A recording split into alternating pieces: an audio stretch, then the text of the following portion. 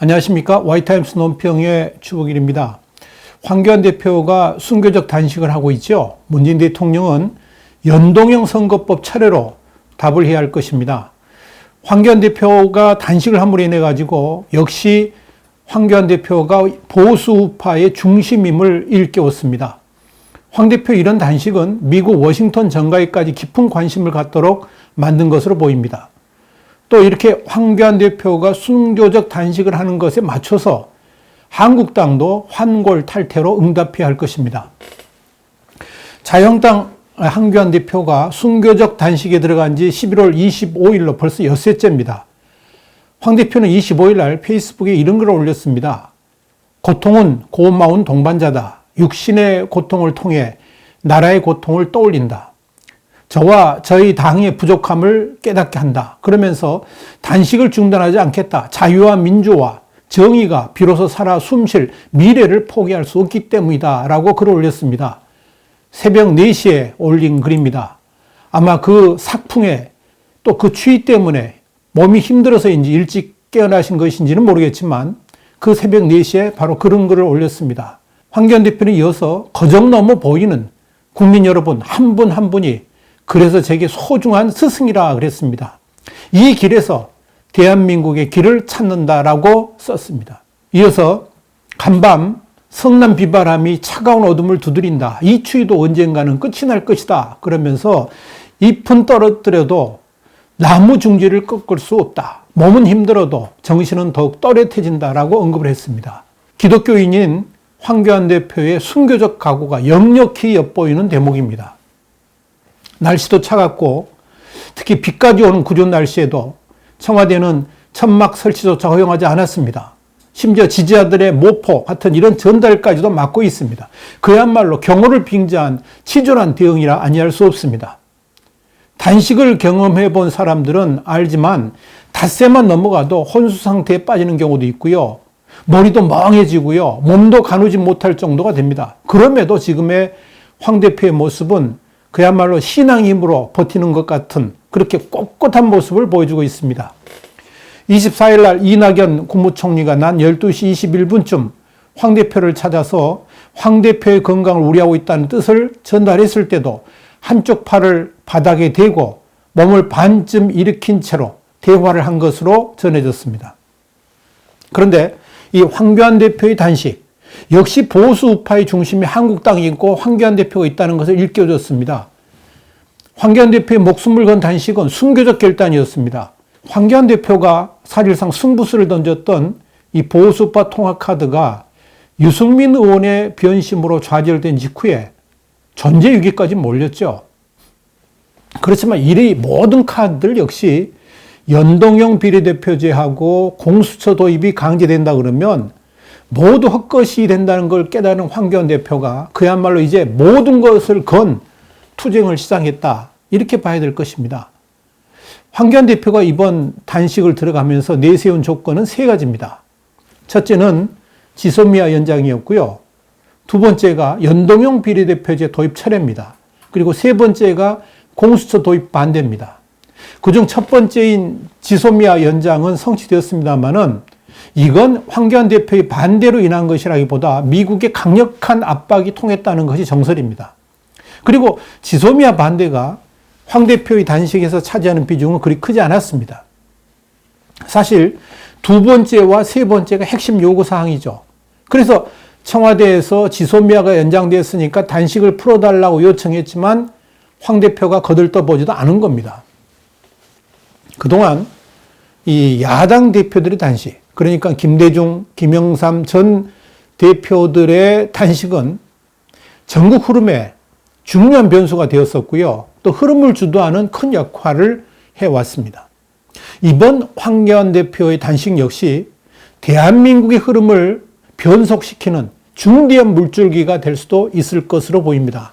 그동안 황교안 대표한테 따라붙었던 딱지가 있습니다. 강력한 지도력이 부족하다. 대여 투쟁력이 부족하다. 뭐 이런 꼬리표가 있었는데 이걸 뗄 수 있는 절호의 기회를 맞게 됐습니다. 이건 결국 이런저런 아쉬움들이 황교안 대표에게 있었지만 그럼에도 불구하고 보수우파의 중심에 황교안 대표가 있다는 것을 다시 한번 일깨워준 것이고요. 결국 2020년 총선도 자유한국당의 황교안 대표 중심으로 치러져야 한다는 것을 강력하게 부각시켰다라고 볼 수 있을 겁니다. 그런 의미에서 이 황교안 대표의 단식은 여러 가지 파장을 낳고 있습니다. 특별히 미국 워싱턴 정가에서까지 깊은 관심을 갖고 있다는 소식입니다. 지소미아 파괴에 대한 강력한 반대. 이건 미국의 정치 지도자들한테도 황교안 대표의 이미지를 변화시키는데 큰 역할을 했다 하는 겁니다. 지난 22일 북한에 억류됐다가 혼수 상태로 송환됐죠. 그리고 결국 숨졌습니다만은 미국인 대학생 오토 온비의 부모님 두 분이 이 황교안 대표의 단식 현장을 찾았습니다. 그래가지고 이 황교안 대표한테 무슨 말을 했느냐? 당신이 자랑스럽다. 당신이 영웅이다. 이런 말을 건넸습니다. 이런 말들, 이런 소식들이 미국 정치계에도 큰 반향을 일으키고 있다는 겁니다. 사실상 이 만남을 주도한 사람은 한국당의 김진태 의원인데요. 이 원비의 부모한테 대통령은 안 만났지만 제1야당 대표는 북한 인권에 큰 관심이 있다 그러면서 황교안 대표하고의 만남을 주선했는데 흔쾌히 응해줬다 그럽니다. 결국 이런 만남이 워싱턴 정가에까지 상당한 파문을 일으키면서 황교안 대표에 대한 워싱턴 정가의 이미지까지 바꾸고 있다는 겁니다. 사실 그동안 워싱턴 정가에서는 이 황교안 대표에 대해서 그리 신뢰를 주지 않았었습니다. 그래서 지난해부터 워싱턴행을 추진해 왔었습니다만 성공하지 못했던 겁니다. 그러나 이번 황 대표의 단식은 강력한 지도자로서의 이미지를 워싱턴 정가에 보여주었고요. 또 황 대표에 대한 신뢰를 보낼 수 있는 근거를 마련했다는 것이 주요 소식통들의 전언입니다. 자, 이런 의미에서 황교안 대표의 단식 여러 가지의 파장을 일으키고 있는데 결국은 청와대도요. 연동형 선거법 체류로 답을 해야 될 것입니다. 이 황교안 대표의 순교적 단식은 엄포로만 끝날 일이 아닌 것 같습니다. 그야말로 종교적 신념이 더해진 각오를 가지고 있기 때문에 그렇습니다. 황교안 대표는 지금 연동형 선거법, 공수처 도입 꼼수가 장기 집권, 좌파 독재라는 사실을 누구보다도 잘 알고 있습니다. 집권 세력이 민주적 절차를 무시하고 힘으로 몰아붙이니까 당연히 제1야당의 대표로서 목숨을 걸고 싸울 수밖에 없는 겁니다. 황교안 대표를 이렇게 전사로 만든 것은 순전히 문재인 대통령입니다. 그러니까 황교안 대표의 단식을 끝내게 하는 것도 대통령이 해야 됩니다. 방법은 간단합니다. 선거법 개정을 그동안 당연한 관례처럼 여겨왔던 제1야당과의 합의 처리, 이걸 천명하는 겁니다. 선거의 룰은 그동안 당연히 여야가 합의해서 처리해왔지 않습니까? 이걸 무시한다는 것은 제1야당인 자유한국당을 적폐로 몰아서 해체하겠다는 말 그 이상도 그 이하도 아닙니다. 이건 문재인 대통령이 취임사에서 내걸었던 협치도 아니고요. 한마디로 야당 말살 작전이나 진배 없습니다. 공수처법도 그렇습니다. 대법원 그리고 헌법재판소까지 문재인 일파로 다 이렇게 채워놨으니까 어떤 법을 만들어도 위헌 판결이 나올 수 없다는 것을 뒷배려해가지고 그야말로 반헌법적인 공수처법을 통과시키겠다고 나서는 이 집권 세력을 어찌 제1야당 대표가 쳐다볼 수만 있겠습니까? 만약 황 대표의 단식이 길어짐으로 인해 가지고 쓰러진다든지 병원으로 호송한 일이 발생하게 되면 전국은 그야말로 비상사태로 갈 수도 있습니다. 늦기 전에 문재인 대통령은 결단을 내려야 합니다. 다시 요구합니다. 선거법 개정은 여야가 합의해서 처리하겠다고 선언해야 됩니다. 공수처법의 강제도입 역시 포기하겠다고 결단해야 됩니다. 그것만이 황교안 대표의 순교적 단식을 해결하는 방안이 될 것입니다. 더불어 이 황교안 대표의 순교적 단식에 대해서 한국당도 환골탈태로 응답해야 합니다. 황교안 대표가 순교적 단식을 하고 있는 이때 한국당 역시 이에 걸맞게 환골탈태하라는 이야기입니다. 국민의 요구에 부응하는 혁신을 기하라는 겁니다.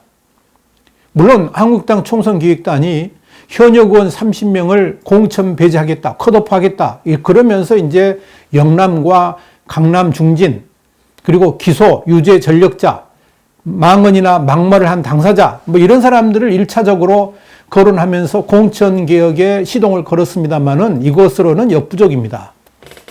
자유한국당 하면 노땅 정당이라고 하지 않습니까? 어떤 청년이 그렇게 직설을 퍼부었죠. 한국당이 주목해야 됩니다. 한국당이 이런 부정적 이미지를 갖게 된 가장 큰 이유가 한국당의 주류 세력이 전직 판검사, 변호사, 재경 내무관료, 경찰, 군 장성 출신이라는 점에서 비롯됩니다. 최고의 스펙을 갖춘 엘리트들이 한국당을 지배하고 있다는 것이 역설적으로 한국당의 이미지를 꼰대 정당으로 만든 계기가 됐습니다. 그러니까 한국당은 아직도 집권 정당인 것처럼 행동하고 관료 조직화되어 버린 화석화 정당으로 굳어져 버릴 수밖에 없었던 겁니다. 왜 보수우파 정당이란 자유한국당이 좌파적 파퓰리즘을 막기는커녕 더 안달을 낼까요? 이유는 간단합니다. 보수우파의 가치관보다 당장 자신이 다음 선거에 승리하는 것이 더 중요하기 때문에 그렇죠. 나라보다는 자신이 재산하는 게 훨씬 더 중요합니다. 그런 자들이 한국당을 지배하고 있다는 것이 대한민국의 불행입니다. 2020년 선거에서는 이런 정당의 지배구조 자체를 완전히 혁신해야 됩니다. 보수파 정당인 한국당이 죽으면 대한민국도 죽는다는 절실함이 없는 사람들은 아예 공천 후보 자격조차 주지 말아야 됩니다. 그만큼의 대대적 변신이 필요하다는 의미입니다. 50%를 물갈이한다는 게 중요한 게 아니라 그 빈자리를 어떤 사람으로 채우는가가 훨씬 더 중요한 의미를 갖습니다. 한국당이 엘리트 카르텔의 파기라는 창조적 파기를 해야만 살아남을 수 있다는 이야기입니다. 이와 더불어 논의해야 될 것은 뭐냐면 한국당 내에 자신들의 기득권 지키기를 위해서 자해적 행동을 하는 사람들을 일소해야 한다는 겁니다. 오직 자신의 재선에만 눈이 멀어가지고 당의 혁신을 공격하고 이를 가로막는 자들이 있다 그러면 무조건 깨끗하게 청소해야 됩니다. 이들은 선당 후사가 아니라, 그러니까 당연히 먼저고 개인이 나중이 아니라 선사후당, 개인이 우선이고 당은 나중이기 때문에 그렇습니다. 또한 홍준표 전 대표 같이 당 밖에서 당을 흔드는 이들 또한 배제돼야 됩니다.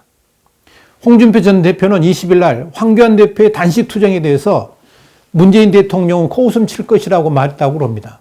홍 전 대표는 문재인 하야 범국민 투쟁본부 주최로 열린 어떤 세미나에 가서 그런 말을 했다고 그럽니다. 기자들한테요. 문재인 대통령이 야당을 얕잡아보고 있는데 단식을 한다고 해결될 문제인가? 뭐 그런 말을 했다고 그럽니다. 홍준표 전 대표는 24일에도요. 나라도 이꼴이고 야당은 출구가 보이지 않으니까 답답한 황교안 대표가 단식을 선택한 것이다. 그런 말도 했습니다.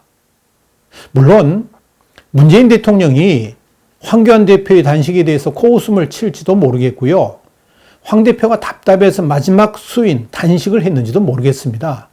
그렇다고 지금 목숨을 걸고 단식을 하고 있는 황 대표에 대해서 그런 말을 하면 안 됩니다. 그렇다면 홍준표 대표는 뭘 했습니까?